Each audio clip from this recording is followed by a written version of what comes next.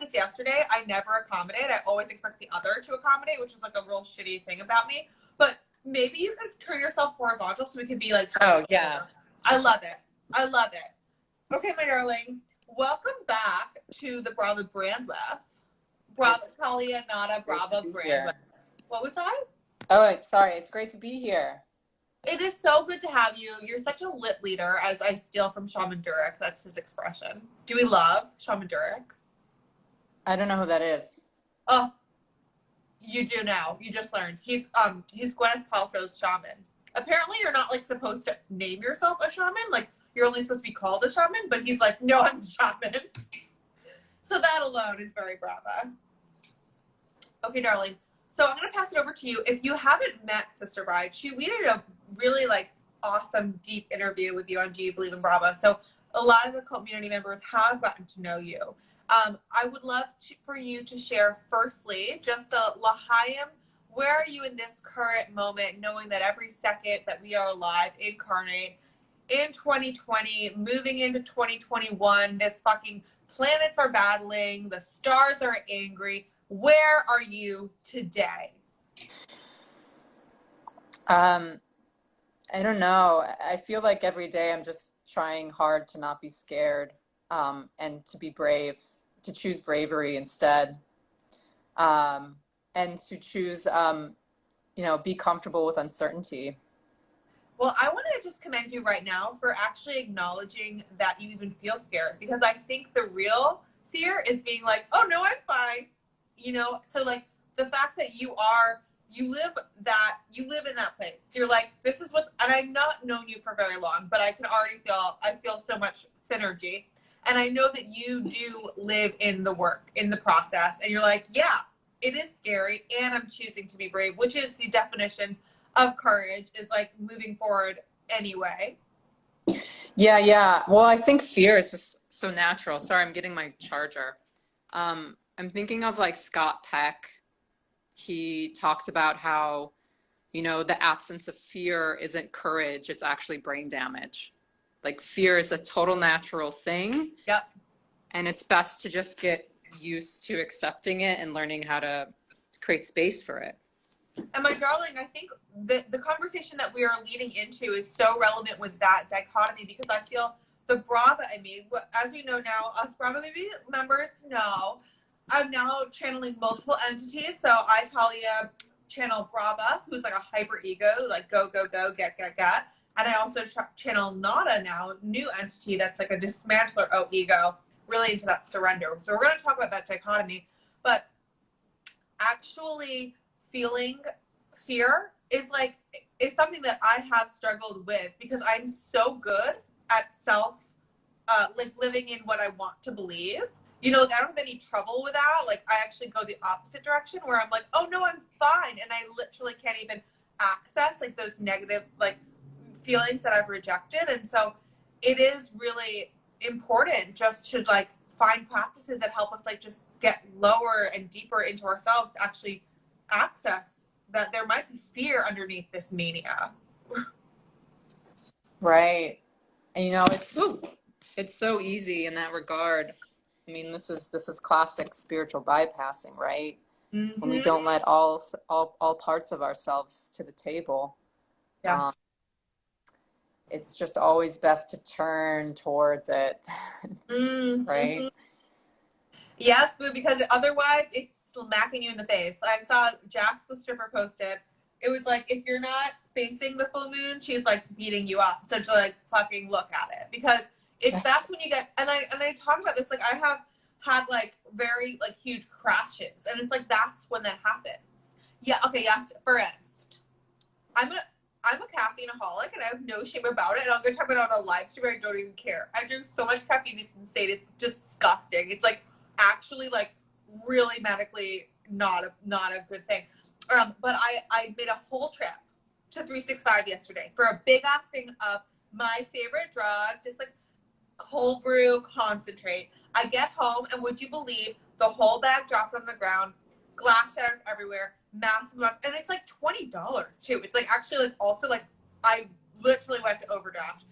So instead, my past self would have been like, oh, crying, like on the floor, like licking it. Like I would just like look outside my apartment, like licking the ground. Not advised, also. But instead, I was like, "What is this moment trying to teach me?" And I was like, "Okay, slow down. Like, first of all, stop moving so fast, and also maybe you don't need that much fucking coffee." How did we get here? Can you help Yeah. tie the dot from what you just said to what I just said? Yeah, I mean, I guess, I always consider anything that's happening outside of me to be a reflection of my internal life. So coffee, smattering all over the floor, I'm guessing, right? Is there's something in me that could be a metaphor for that. Yes, So and I think for me, it's like slow. Oh, what I was saying is, if you don't face things, they come at you, right? Like, well, that's yeah. how life is. Oh, So it's yes, like yes. whatever I'm good. I don't have a coffee addiction, or like I'm not moving too quickly through life. So it's actually like, I think the spiritual bypassing can also occur when only the butterflies are signs and not the like car accidents. Like, if one's a sign, Absolutely. it's all a sign. So now we're talking about shadow work, right? Always. It's just too easy to want to be good and want to look good and want to be perfect, and you're just making that shadow side of yours much stronger by only emphasizing the good. And we all can fucking feel it. We're all getting so much better at feeling. Like, because I think part of it is we don't really watch TV anymore. We like watch humans be people. So it's like we're all getting smarter about it. So that should also apply. Like if you got a fake smile on, everyone knows. We would hope they would know so that they could help us. Yeah, that's also the other thing too. We would, right? We would hope they would actually care to like pause and be like, "How are you really?" So I want to have you introduce the concept of the conversation today, because you spoke about this briefly on the Zoom, and I was like, "Hold the fucking door! Let that lady talk for an hour and a half." But on Forge, it was a Zoom call with 50 people, and we had to keep on moving. So please do share with us this idea of commitment and surrender as you're conceptualizing it now in this moment. Sure. Well, I mean, most of these things I'm parroting a lot of other people who have talked about this. One being like Dave Burns, who's known to be a miracle hunter, who probably got a lot of this from Nassim Taleb. But it's basically this concept of like how to create miracles in your life.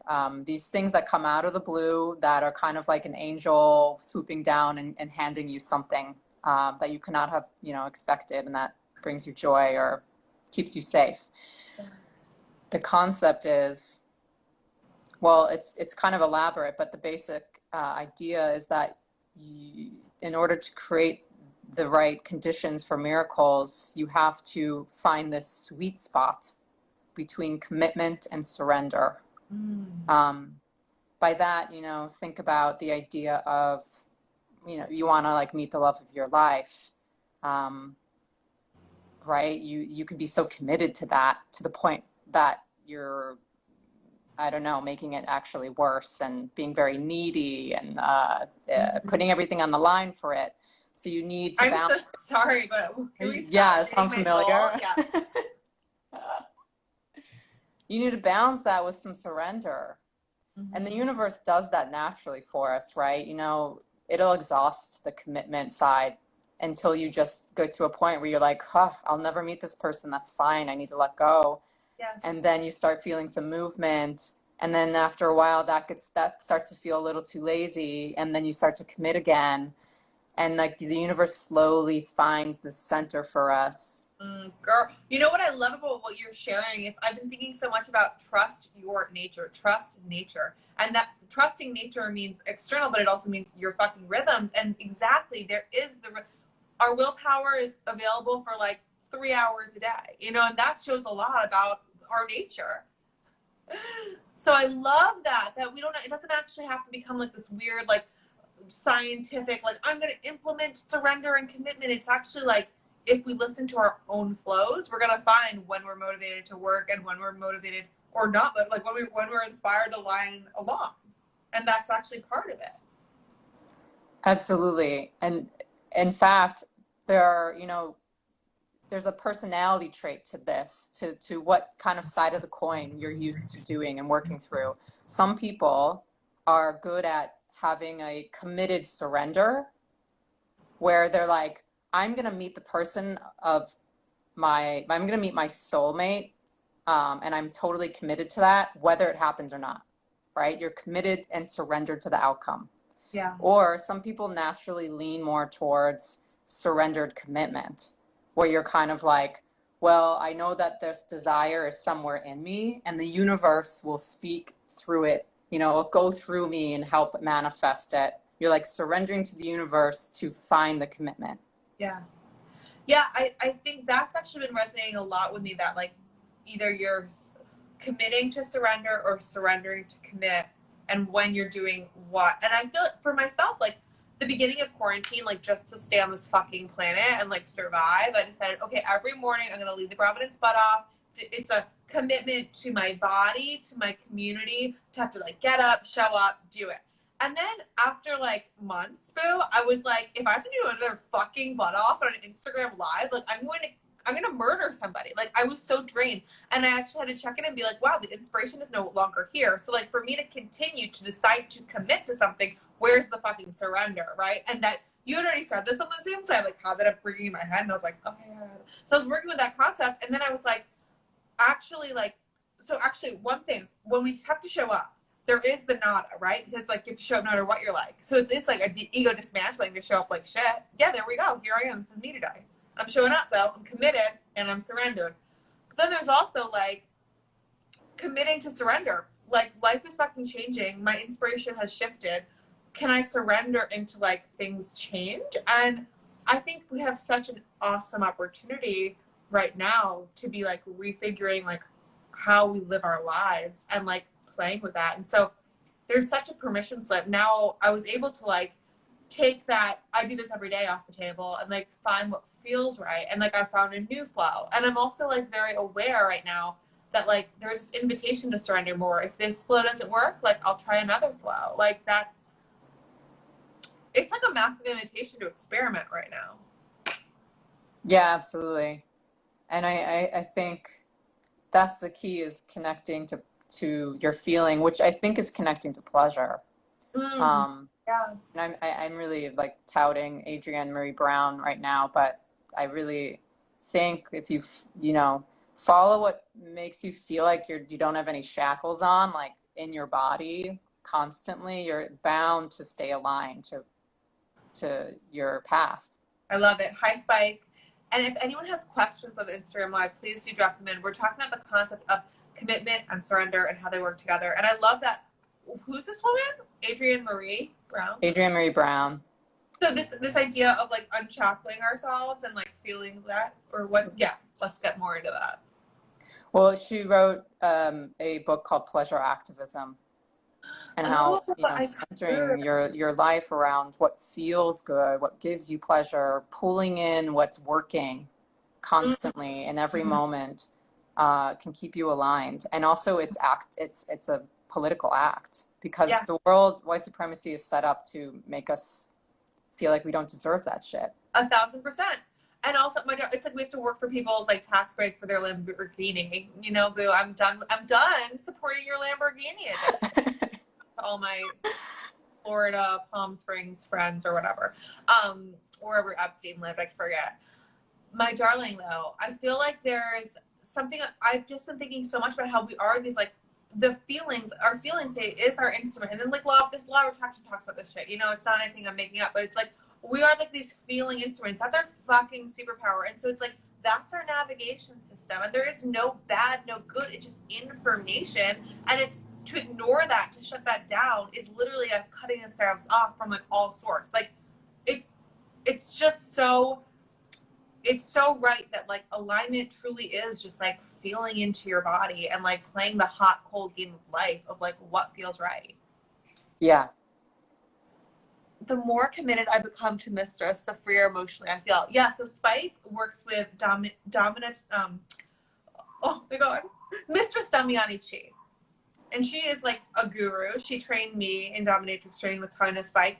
And yeah, there is that thing of like, I was actually able to witness and experience this, that like when you as the sub like surrender and give over, like there is such a, it's a true meditation. Like it's true. It's like an ego death in that moment. And that's why now when I teach the buttocks or like a yoga class, I'm like, because it actually is a gift and an offering to be like told for just a moment, even for an hour, to be like, I move my hand here, I move my hand here, and like complete total container for surrender.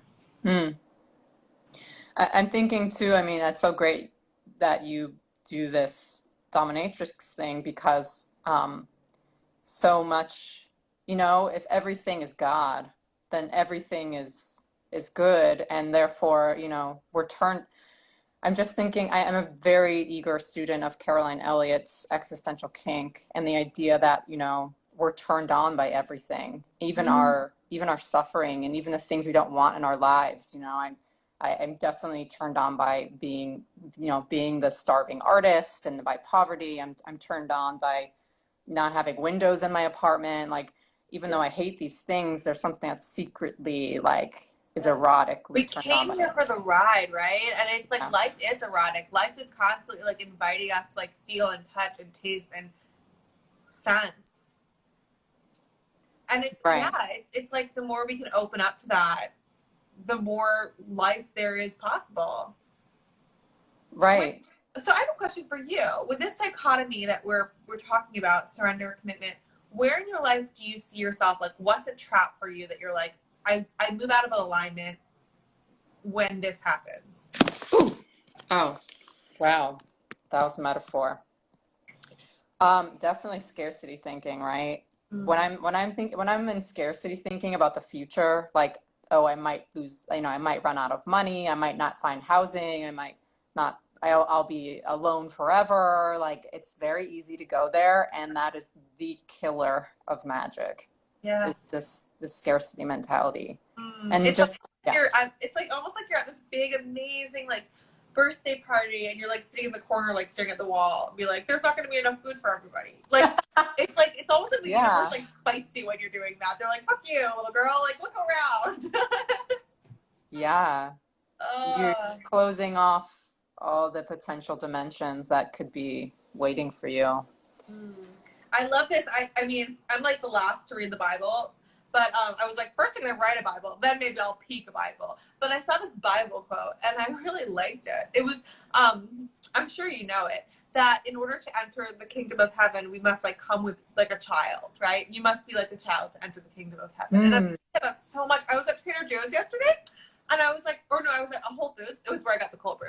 I was checking out in the cold brew, and I started talking to the cashier, and I was like, oh my God, this is kind of like a childhood dream, because you know, when you're a kid, you always want to like do all the jobs. Like you want to drive the bus. You want to. So I was like, I feel like I'm like playing cashier right now, and it was so silly, but it was like I actually had a wonderful like it was so fun. And so I've been thinking about that idea of like playing with the world like a child. Like no one is like tapping you on the shoulder to be like, you should be having fun now, and you should be having fun now. So it's like, what if our job is just to like with this pleasure activism to be like seeking how can we just milk all the juice out of all these different moments and like Right. get in it. And Dave Burns talks about this, you know, as being an element of miracle hunting. You have to, like, the number one priority or number one ingredient is keeping a sense of wonder. You have to believe that anything can happen at any moment, or else you're closing off, right, these potential realities. And I think like I've heard like the definition of miracle, as according to Course in Miracles, is like a shift in mindset or a shift in conceptualization. And I'm probably getting that wrong because I have not read that book, but I do feel like there is this thing about like a miracle can be as profound and as simple as I actually am seeing this green brighter than I did yesterday. You know, like the actual universe feels different to me. That is, I think, more than, oh, everything feels the same, but I got $100. You know, like. Yeah. Right. A miracle is being present with your environment and your body. And yeah. All right. So I want to hear now a story of a time when you were able to balance surrender, commitment, and like what miracle might have come into your life from that. Bigger. Oh, gosh. I mean, I've had many strange things happen. I feel like I know if I'm thinking of my personality trait, I'm more of a surrendered committer. So I just kind of let the universe like come through me, knowing that like it'll sense what I'm desiring. Yes. Um, I just had many instances. One about 3 years ago, um, I had just gotten out of a hard relationship and I got very quiet and I imagined very deeply how I wanted to feel with the Mhm. person that I would like to be with next. And I kind of held that as a commitment inside of me and kind of let go to let the universe decide when that will be and if it will be. And 3 days later, I ran into someone at a Whole Foods and we moved to LA together and we're in a relationship. So it was a very Okay, surrender. I'm crying like from this is like a womb cry. I've never experienced this kind of cry. It's like I feel tears that are welling up from my actual womb, and like they're like not white at the surface, but I feel them coming because there's so many things in there. Okay, one thing is you felt into the feeling. You didn't have your fucking list like some fucking love coach, like you must blah blah blah. It was a feeling, and then Right. you also met at a Whole Foods, which is very important to my single mingles out there because that's literally the only place we can actually go meet up. I got it. Yeah, it's a little embarrassing. No, But but it's yeah, like I mean, grocery store is the only meeting place. Wow. I do think though, I mean, there's more to this. Like beyond the surrender commitment thing, so much of this again is like getting in touch with your subconscious desires, which are so hard to see. And that's tricky because you generally manifest what you subconsciously want and not often what you consciously want. And so going back to the shadow work is so important. Um, you can like visualize and dream and feel all the things that you wish were in your life, but if you subconsciously want the opposite, Yeah. you're gonna get the opposite. I think that's coming up for me a lot around money because there is this comfort in never quite arriving in our lives, right? So it's like there's this weird sort of secret badge of like no one recognizes my work, so I don't really have to show up, you know? And it's like I'm really working with that on a day-to-day basis of like being needed by people and wanting that to be the case. Because it's like in order to make a lot of money, you have to be like you have to hold fucking responsibility. You have to be like, people need me and that feels good. And I offer something that is of value to them. And that can't really, like for me, I'm like, the part of me that just wants to be like the younger sister who like sits on the floor and like is always a disaster, like that's kind of asking for the opposite. So it's like, I'm noticing that dichotomy. Totally. Yeah. Yeah. So celebrating that side of you, because we celebrate the conscious side that we want. And so why not, we have to let the other side get its cake too, or else it'll 1,000%. destroy us. Yeah, it's expression or it's either expressed or it's that bottle breaking in your face, right? The universe Right. smack you upside the head and you're still like not getting the message. Right. So Even yeah, if you okay. see it. Now that leads me to my next question because I'm just like I want to hear all the soul talk. So when is the time that you were not recognizing where you were in this like natural flow of surrender or commitment and you either pushed or you laid back and there was a misalignment, maybe something smacked you in the face or like patted you on the back, like, took you out? Oh yeah. So when I used to be a film editor. I worked in the industry in New York City for about 3 years in post-production, and I hated it. I was behind a computer 12 hours a day doing other people's work. And I promised I did it, I feel, because I was like, oh, this is like a way for me to fit into society. It's pleasing my parents. But I really wanted to do astrology. I wanted to be an artist. And so I Every went to parent's dream. Every parent's yeah, like, please let me birth an astrologer. right. Yeah. So I left that and went to grad school, I went to art school. And when I graduated art school, I said to myself, I am going to be a full-time artist. And I promised myself this. And literally the next day, I get an email from an old client asking if I want to do this post-production editing gig. So I right away know, like there's still something in me unconsciously that feels I must work in society through this mainstream job in order to be accepted or valued, even though I consciously know and want to be an artist. Yes. And what happened? I said no. Oh, you said no. Oh, I'm so happy for you. I thought you said yes. I was like, okay, then what horrible thing happened? Yeah. No, she listened. She listened. And that is, I think it is. It's like really empowering when, you know, I think especially as women, it's like, and I don't know, I've never been in a male body, so I actually, maybe it's just as empowering for if I had a dick right now, I'd be like, that's also empowering for me. But I feel for myself, and for females that I work with, saying no is so fucking cool. Like it feels so good. And I even did do you know Gala Darling? No. It sounds like I was like, do you know Gala Darling? No, her name is Gala Darling, which is like, I love that her last is like, when you say her full name, I didn't even notice. It sounds like you're calling people Darling. But she's a tapper. She does tapping. And I went to her event. It was wonderful. And where was I? Oh my God, my brain. It's a sieve. I'm like Joe Biden over here, so presidential. Where am I? Who am I? I don't remember my voting record. Don't ask. So where were we? Oh my God, it's literally gone. It's like floated away. I just tapped it out. Yeah, the idea of saying no. Oh, yes. Right? Yes. So I went to her tapping event and we talked about a lot of the things that were coming up from the group was money, making space for our business, actually committing to it, saying no, like your choice to be like, I am an artist required that, like, I am also saying no to this doorway.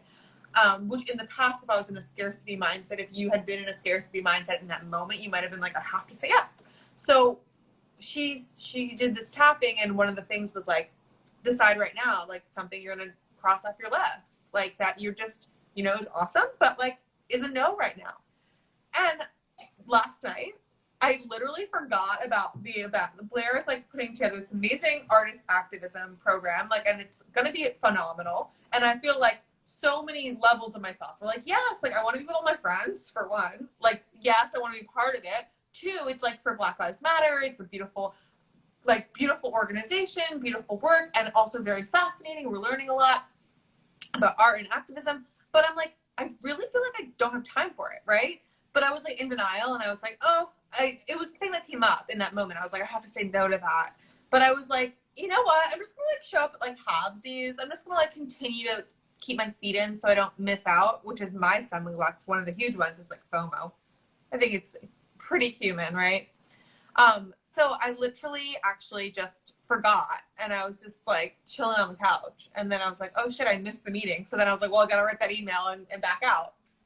But I felt like that was life being like, really, bitch? Like, you're really gonna come in with this little commitment that you don't even fucking know the day, and you're gonna still add this to like your world when you feel like it's just not fitting in with like your most aligned priorities right now? Yeah.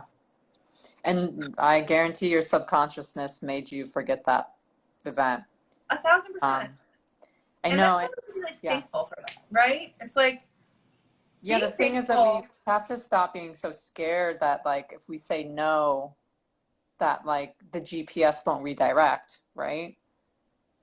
Yeah, and that's a huge thing too with like relationships, and like so much stuff is restructuring for us right now. And I think that enormous human fear is like the space in between. And I think so many people are facing that right now, where it's like their friend groups are shifting, their passions are shifting, and it's like, will anything or one be on the other side of the empty space I'm creating? And the answer is fucking look at your life. Like, when has that not filled the fuck up? Like, almost too soon. You're like, I'm trying to Marie right now. Like, yeah, people and have I love seeing evidence with my friends, like, you know, friends who like take the risk, like have a big breakup, and then like the love of their life is like right there. You know, it's like there's that idea too that when you're like so in that surrender, like that things are like life wants to fuck with you and play with you and be like, wow, you're ready. Yeah, it is a game. It's all a game, and it's all just like, you know, dropping clues to us,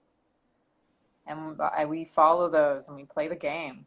Mm, I love it. Okay, my darling, I want you to go off to the rest of your beautiful day. But before I leave you, it wouldn't be like an opportunity with an astrologer on the line to just ask you, is there anything in the stars that relates to our condo? I don't know. I am really just like, just wait for it to get worse.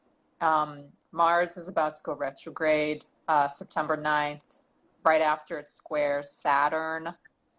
So there's a lot of, I don't know, thwarted action and frustration, and then we're going to be going through basically kind of an echo of what was happening February, March of this year. So Oh, we'll see what that means globally, but everyone's really, I think, kind of figuring out what their inner reserves has, and what things in their life is not of service to that.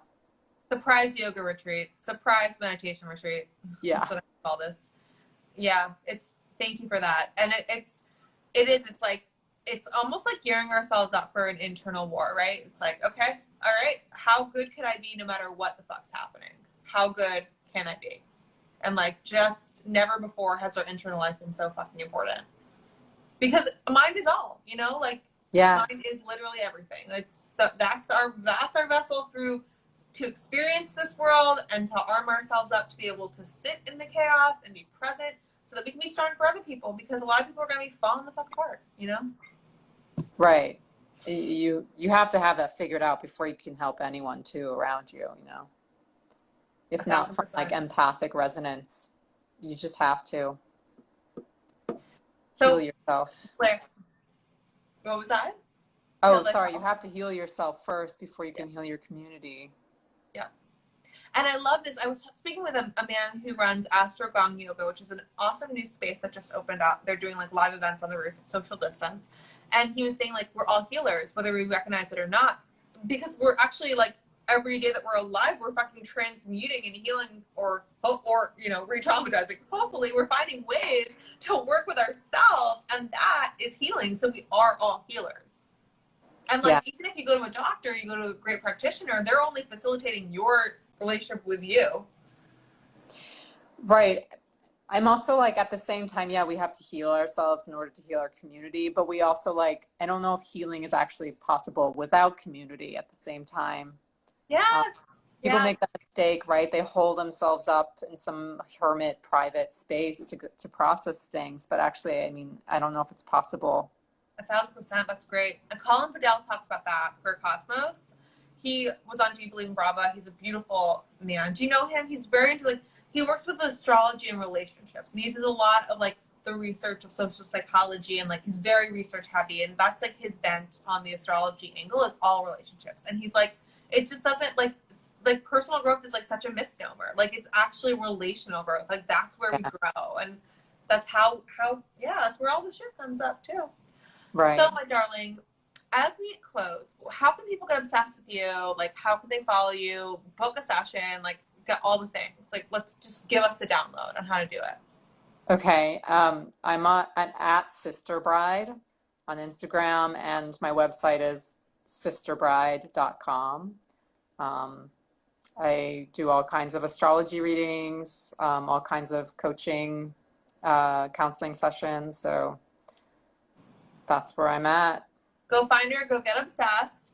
And also, I do have to inform the populace that tomorrow is my Be Brava retreat, and it's going to be very exciting. It's from 2 to 5, and it's all about harnessing your inner team. So related to the end of this conversation, really like finding those different, and a lot of what we talked about today, like finding those different parts of yourself. Like, I hope that tomorrow I find my inner neat freak, because this place is a disaster. So it's like, how empowered can we be to like find those different parts of ourselves, and where are we, like, where is the part of me, like, what's the part that's like calling friends is necessary, because that's also part of us. So it's not about being like an island of one, it's just like harnessing all that is available to us. So yeah, if you want to jump in on that, DM me. Otherwise, have beautiful days. Thank you so much for jumping in with me today, Blair. This has been episode 4 of Be Brava Live, and we'll do many more. If you have questions, also, community, get at us, and we'll answer them. Bye, everyone. Be well. Thanks for joining. Bye, babe. Thank you. Bye.